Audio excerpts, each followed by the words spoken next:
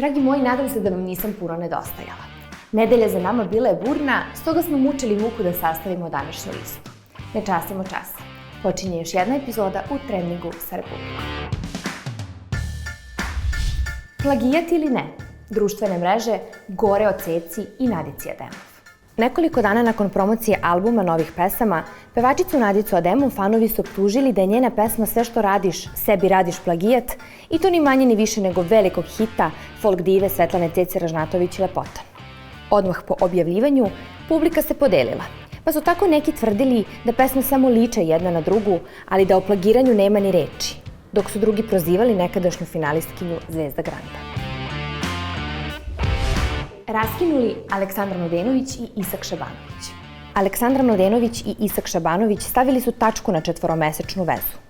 Isak Šabanović izdao je zvanično saopštenje za javnost da su se pevačica i on rastali, te da je najbolje da svako krene svojim putem.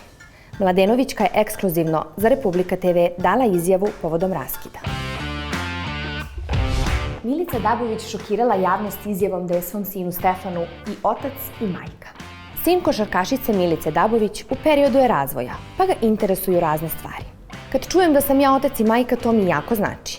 Ne volim kada za mene kažu da sam samohrana majka, svašta sam prošla i na terenu, a i van njega. Žrtva sam fizičkog nasilja. Luda sam.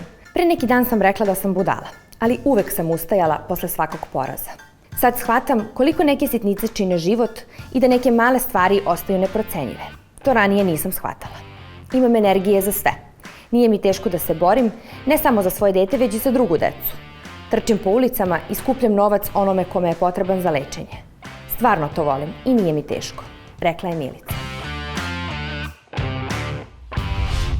Skale se vratile na velika vrata. Herceg Novi ponovo okupio muzičare.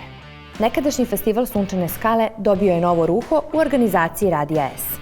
Festival je okupio mnogobrojne izvođači iz regiona kao što su Ana Stanić, Tropico Band, Anđelina, Sara Jo, Albino, kao i mnogi drugi. Spektakularno revijalno otvaranje upriličeno je koncertima Milice Pavlović i Saše Matića, dok će se danas i sutra predstaviti nove 42 pesme. Ove godine festival zbog velikog povratka nije takmičarskog karaktera.